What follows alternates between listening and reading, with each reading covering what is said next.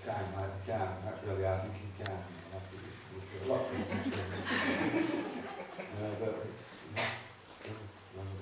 and for you really, I suppose, so, you know, thinking when we used to talk about Thatcher's Britain, Cameron's Britain, what's the message for you that you wanted to write at that point, hopefully is carried through into the film? Oh, well, it was just that, whether, you know, you can't just let things roll. Like, after like I said, my dad reminded us after the pits closed down, all the villages were just left to rot, and that meant there was no input, and no start to follow up. Palliative care for the community was just left to rot, and Winston Park was saying it was just no investment for like 10, 15, 20 years, nothing. Art's out of the question. And what do you think? What do you think now? Do you think in what way have things changed? Well, Labour got in, so things kind of get a Tories give business a boost, Labour gives the social side a boost. Tories going again. But I think also just I don't know. A lot's changed, a lot's stayed the same. I noticed you wrote in the book, and one of the reasons that we met was that the film that we were making, Toffs, at the time, was a response to Fergal Keane coming down to Lincoln Green. Fergal Keane, and I think you mentioned Fergal Keane, who's sent to the most troubled parts of the world, realised something was up if he was coming down to Lincoln Green, to East Leeds. Did you see the book in the first place as a positive response about what the possibilities, as opposed to just documenting the tough side of things? Yeah, I think so. And also, we're part of a group, the BBC were just doing the charter at that time. And there were a lot of activities to get us all online, get the writers writing, get the artists painting, get the dancers dancing, you know what I mean? What an effort to get us doing stuff. And we've got like a little group going, an arts group, and we've got online. And there was a lot of input in at the time, which benefits. We've just been to Radio Leeds today, and we've got a plaque on the wall, all together now it looks called. Yeah. And that's about the new turned up as well. Things seem to start happening about 2000. And then of course everyone got computers, which made everything so much easier. So the world kind of changed in there somewhere. Candida, if we could just move on to you a bit. So I think you were aware of the book when it first came out, but obviously this is 10 years later. Could you explain what happened? Yes, well, I read the book, and obviously, like many people, was incredibly moved by it and struck by it, and it stayed with me. And I tried to immediately option the rights, and of course somebody beat me to it. So I had to forget about it. I had a bit of contact with Bernie at the time, you probably don't remember actually, probably one of many people, but I was trying to sort of get an idea off the ground, and had to walk away and forget about it. And then it just came back to me. I'll tell this story. I was sitting getting a little bit worse for wear with another actress friend of mine from around these parts, and it just literally came back, landed in my head, and kind of, it was one of those heart things where I contacted Bernie immediately and asked him if the rights were still unavailable, and luckily they were available, and here we are, 3 years later. I know Blenheim Films, which is the organisation that you run, talks about as a company doing films with integrity. And what does that mean to you, and how did this fit with it? Well, I suppose everything that Bernie's written about, struck a chord with me, and with integrity, obviously to do with journalism and everything, is to keep that core value. It's very difficult, what works in a book doesn't necessarily work on screen, so, poor Bernie's sitting in a slight shock, I think. Some of the things that I've done, but obviously, I've merged some characters, and it used to drive me mad actually when I was young. You love a book, and then you see it made on television or film, and I'm like, why have you done that? And that character didn't say that, but obviously, to make a broader point, and to keep the core values, which I hope I have done. That's what you have to do to make it work. And your background's in documentary filmmaking as much as anything, trashed with Jeremy Irons. So how has that crossover been? Because in a sense that sort of veracity of things is obviously important in documentary filmmaking when you come to tell a story. Well, again, actually, I suppose I wanted to keep it as close as I could to reality, which is why I, obviously optimistically actually wanted to try and film in Bernie's flat until I went and looked at quite how big the camera, a bit of track, and then that was the end of Bernie's flat, so we did have to build a set for that, but really use all of the locations. I came up and met the crew. Obviously I wouldn't have been able to do it if I hadn't had their blessing, so we went and looked at where Real Urban Lee used to sleep underneath one of the canal bridges.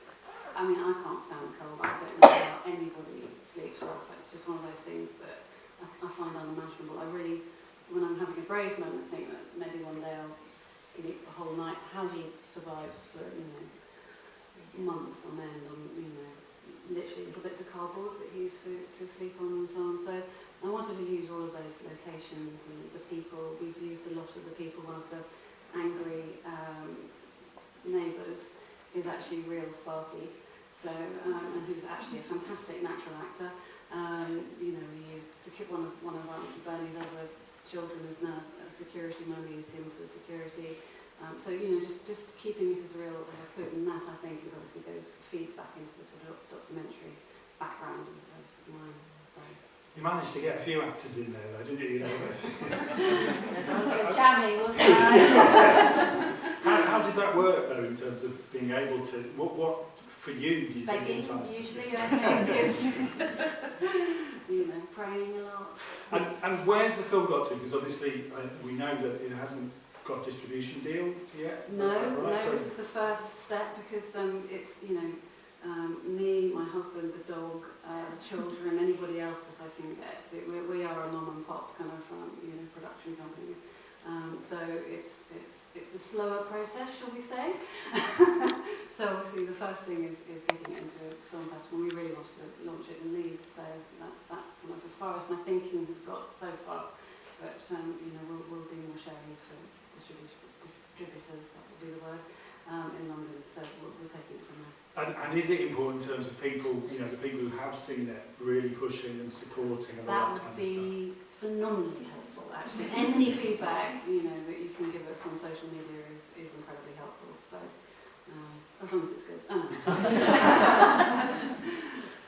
So you obviously asked Bernie that sort of famous question: is if somebody could play you in a movie, who would it be? Of course,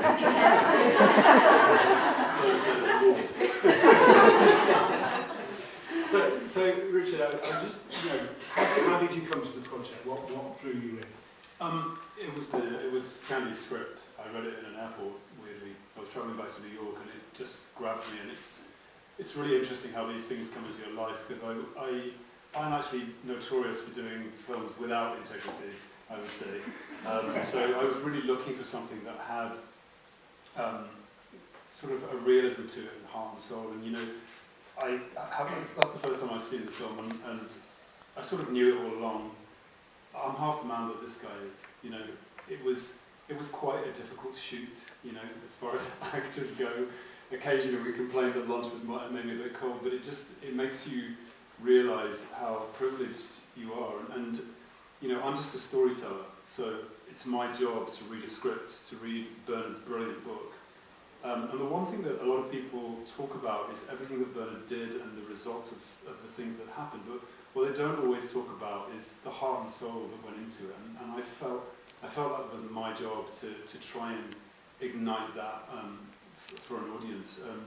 Because it's the one thing that you can't write about, you can't describe it. When you see Bernie with the crew, even today, there's such affinity between them, and to be allowed to come into that world and be part of it was an amazing privilege.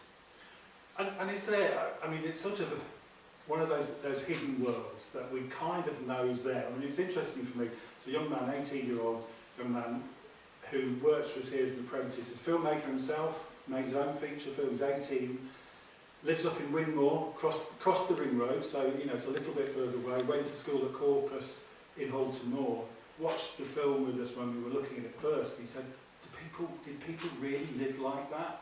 And it really struck me that it's, you know, even for people who are quite close, that's kind of a hidden world. I mean, did it resonate with you from your background and understanding, or is it something that you knew nothing about? Well, my dad grew up in Leeds with his two sisters, and they grew up in the 40s through the war. And I know that, for example, they all slept in the same bed. They had a 2 up, 2 down.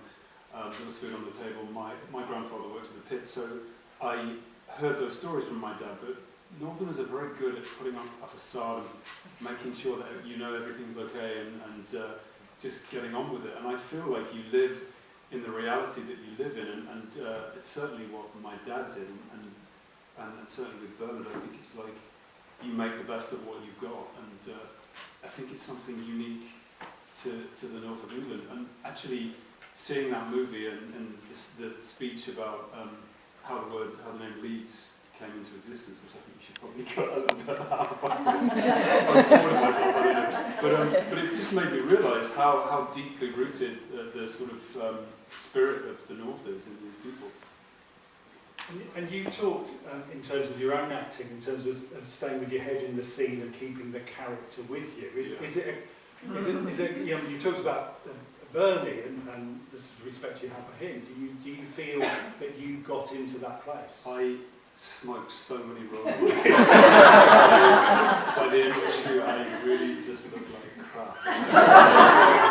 And we were naughty because we weren't really supposed to smoke tobacco, but fake tobacco just doesn't burn on film in the same way that tobacco does. So Anna and I would sneak in real tobacco. So that I knew nothing about this. But it just wouldn't work. It doesn't roll in the same way. But I tell you, by the end of the shoot, I was like, why did you have to be a chain smoker? But it was fun. Hey, I can roll a cigarette whilst driving. Yeah. It was supposed to be originally with one hand, and he can do it. You got me out the first one. Show us how to do it. I went, might use a bit of artistic license. I think I'd like to throw it open if there are some questions from the audience. You're going to have to wander down here and use this microphone, please.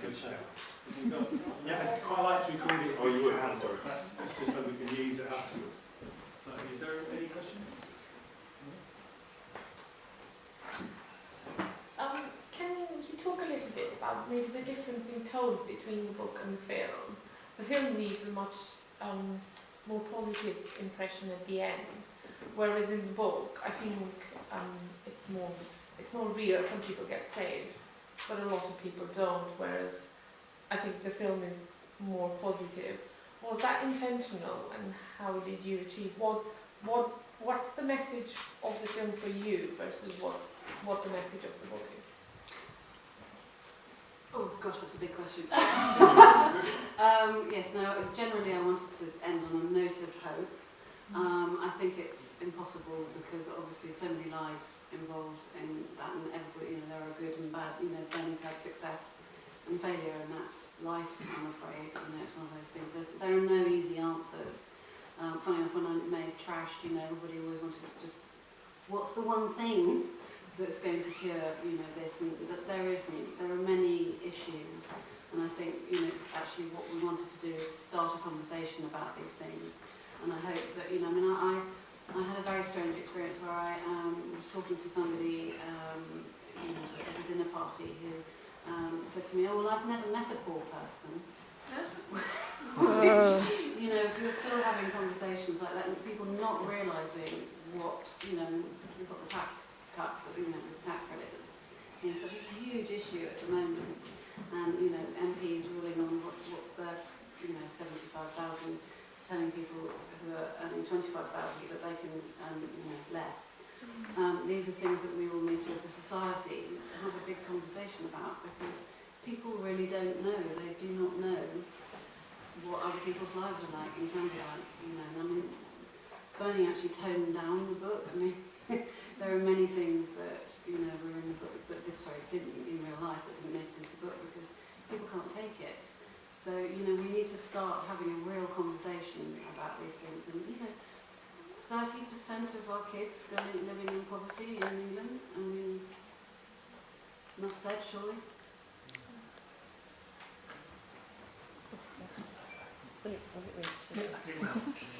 Hi, really enjoyed the film. It was fantastic. I'm actually from Leeds myself originally, so it was a lot of the areas that were filmed there I kind of recognised. I just wondered how, after reading about Richard before, how you actually managed to convince him to get into a canal. and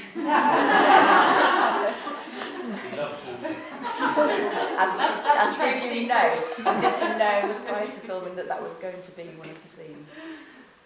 Well, you've had a terrible time. Actually, I didn't know that Richard didn't like water. Oh, we do. And yeah, we came to some compromises. We did. We found a way of doing it so it wasn't too traumatic. But yeah, you had a run of being in water, hadn't you? I think. Yes, it's a running joke that every time a script comes along, it's clean of water, and then all of a sudden a water scene. This was there from the beginning. I just flicked very quickly through that part of the book. And, hoping that I would cut it. Yeah. And you didn't. Did he fall or was he pushed?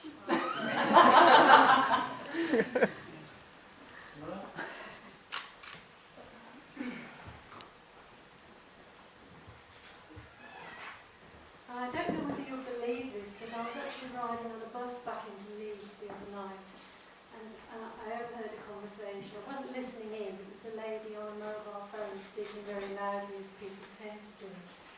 And believe it or not, it was actually a social worker who was talking about a similar situation with a young woman who'd gone missing with a boyfriend down in the south somewhere. And she was in desperate need of money. It was the weekend, they couldn't get hold of anybody. I don't know what's going to happen with that young lady, but just to say that these things are still happening.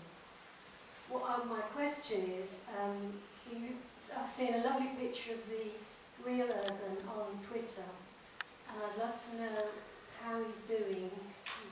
Is he okay? Yes, so. He's up and down. But he's spent 10 years working in the Grand Theatre, and he's worked in sort of crewing live events. Brilliant stories. One of the proudest moments after the event of the film, when the Elton John concert down in Hatfield, Michael, who does the security, he's got a company now, he trains security people. He was doing the security, crowd safety. They were running around in a buggy in charge of building the stands and the stage. So there were pretty much 30,000 lives in shed hands that night. And everybody went on a certain time. But I think the point is that a child that went through what he went through as a youngster needs, we need to stop. We need to be able to give them proper help. That's why I love Action for Children, a fantastic organisation, really, really practical, sort of hands-on, useful things that they're doing with kids. And the point is, obviously, we want to, help that and stop that happening again, because, Lee hasn't had enough help, and that's the thing that is needed, really. Action for Children, and I also take an interest in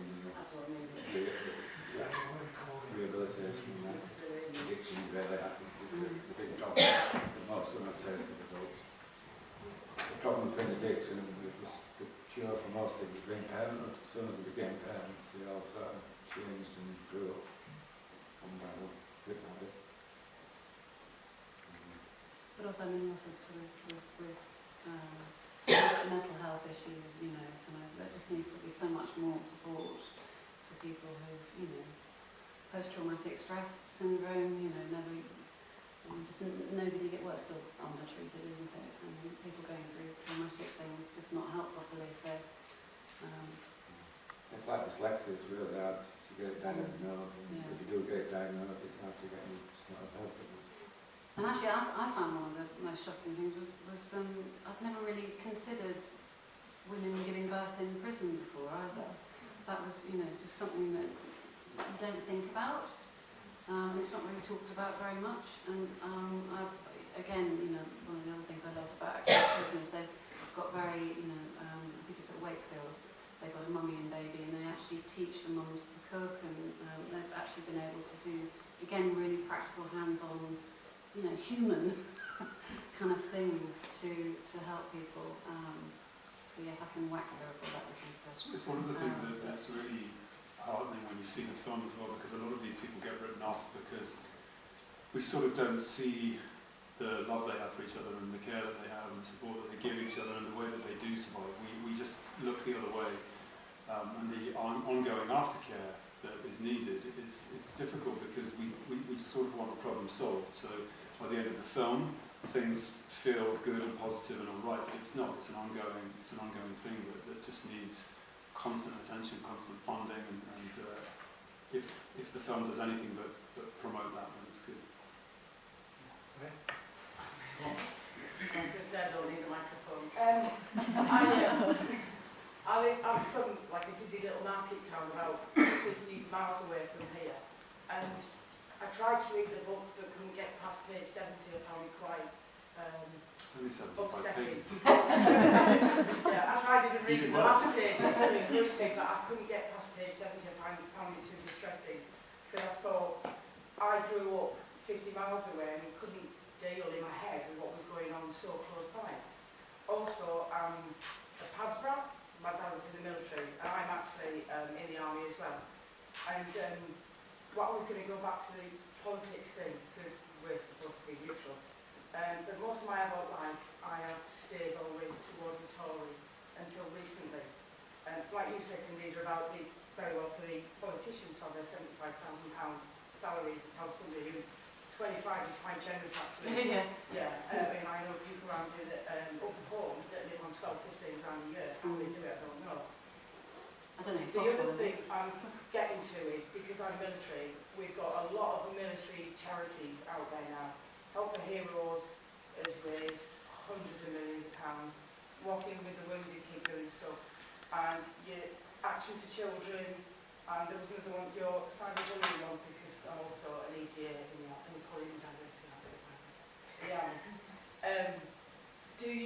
I'm starting to get the impression now that the government, especially the current one, are relying on charities to sort the funding that they're putting in their own bank accounts, and because they do not seem to have a realistic outlook of what is really going on in the world.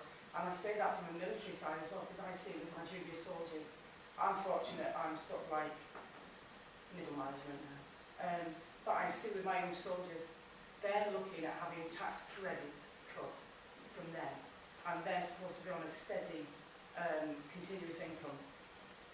But is that what you think, that we're having, they're quite happy to rely on the charities to pay for things now? Because that's the impression I'm getting. I'm sure we could have a very long conversation about this. But yes, I think I would agree. I mean, again, why I liked Action for Children in particular was because they seem to be doing very, very practical things, and you can see those things happening, which, you know, is very important. It's also the things that actually children do are so innovative as well. And one of the things that's I think is really important is providing a support network for the carers, because without that, then all you're doing is throwing money down a pit. And I think it's all about imagination. But I think you're absolutely right. I think while the government can rely on people to be generous and dig into their pockets, and you know, social media is great because it does raise awareness and people do donate, and you can create a kind of great pot of money. But it's a little bit lazy on the government's behalf, and that's very kind. Okay, I think I've got one more down here. You want another one? Well, the first one was quite good, wasn't it? So Thank you. I just wanted to talk briefly about the children who worked on the film of the child actors. I suppose probably vitally that they hadn't been exposed in their lives to the hardship of the kids that they played. How did you see their awareness change? And do you think, following from maybe their experiences, that actually we should try not to keep kids apart from these realities and make them aware that there's kids out there living very different lives and get them to interact? You know, it's all about the separation. If you can talk to us a little bit about the experience the children have. Thank you. Yeah, absolutely. I mean, I was very conscious of the fact that actually most of the kids that I used were not aware of any of those things, and in fact I can see a mummy just behind there who we had long conversations about it, and you know, we had to handle that very carefully, and I left it up to the mums actually if they wanted to let their children know any more about the script, or you know, sort of how much they should and shouldn't know, because I didn't think that was up to me to do. Sorry, what was the other part of the... did they have any experience? You know, what did they think about the lives of the children? Well, actually, let's ask. This is Oscar Rogers' mummy, just Yes. behind here. Hello. So, who played little Sam? Sorry. Oh. Yeah, Sam's mum. That's definitely Sam's mum. Yeah, it's a difficult one. I think Sam's probably Oscar. Sam's probably the youngest. Oscar, the youngest. Wasn't He was. And I know when he read for the script, his agent said to him, you know, well, she said to me, you really need to look at the script. It's really, we advise 13 and above. So I had a look a little bit, and I thought, oh, crikey, well, right, okay, he won't understand any of those words because they had to read the poem. No, I didn't understand words, so I thought, oh, he's not going to understand the words. So I thought, well, he's fine. He's a very mature boy. So, and he knows the difference between acting and not acting. So he read for it and was delighted. First thing he'd read for, and came back and said, oh, they want me to read again. And it was all so very exciting. And then he had another script to read, which was 10 times worse. I think it was Urban's, wasn't it? And I was thinking, oh, and the whole room was looking at me, are you going to let him do it, you know, are you going to... And yeah, there was backlash when I did say, he's in a movie, and he has to swear, and it's about this, that and the other. And of course, the middle-class friend that I have was quite mortified, and I think that they did judge me and say, crikey, and I said, well, I'm his mum, and he can do it. And he did it. There's been no repercussions, I'm glad to say. No swearing at school. no. And he had a lot of... we all went to a meet and greet to start off with, and obviously all the parents were thinking, oh, crikey. And there were a few shocks in there, weren't there, when the dean realised that, oh, gosh, she has a baby. I have a baby. But no, it was handled really, really well. There was lots of... not counselling as such, but there was lots of sort of, the chaperones were good, but also Candida in particular, you know, kept talking to them and saying, obviously, when you come to act, you're this person. When you go home, that's it. And it was really, really good. No problems at all from Oscar. But interestingly, you did the interviews at the end, didn't you? Which I'm dying to see. With questions, and the question for I think it was for you, Bernie, about what do you think? Because I just said to my husband, I know the answer to this one. What do you think? Do you think it's the same now as then? And Oscar got the very same question, and of course he's saying, well, and he started to like rest slightly. At which point I was thinking, you know, yeah, no, that's a bit too personal. We don't want the whole world knowing those things, Oscar. But it's very interesting, and he's fine with it. No repercussions, and he completely gets it. And I really had to think, is it okay to do this or not? Because obviously it's everything that I've protected my children from. But then the other side of me wants to work with these children anyway. So how can you have? You've got to have the balance. It's maybe a bit of a brutal way to find out about it, but Yeah. do you know what? He was fine, and everybody else was fine, and it was an absolute fantastic experience. And with my own children, actually, I have to say, I mean, I obviously, you know, do discuss these things, but that's my choice as a mum, so you can't kind of force it, obviously, you can't do, but I would say that they had, the more information they had, funny enough, the better they handle it. They love to have knowledge and, you know, talk to them about these things and ask their opinions, so... About 10 minutes into the film, I realised I'd forgotten how many F words there are. My little nephew's coming to see it tomorrow, and I was considering calling my brother and saying I don't think it's suitable. But there's a part of me that was like, actually, it's about him. It's about a kid of his age. So if we shield him from it, I mean, it's a really tricky balance because you don't want them to kind of go away and copy it, but at the same time, you can't look the other way. You can't just brush it under the carpet because he's the next generation that is coming up, and he needs to be educated about that. And if he can look at Urban and relate to him and realise how... About my own children, but I think that the more knowledge you give them, more trusted they feel, you know, I think that they... What is coming? So. Yeah. Okay, well, I'd just like to thank all three of you for spending the time tonight and everybody for coming, but if we could just thank the panel.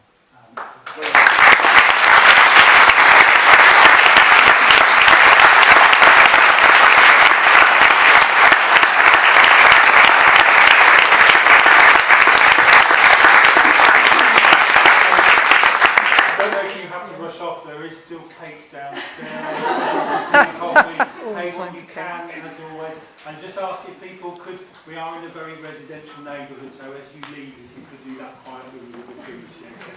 Thank you once again.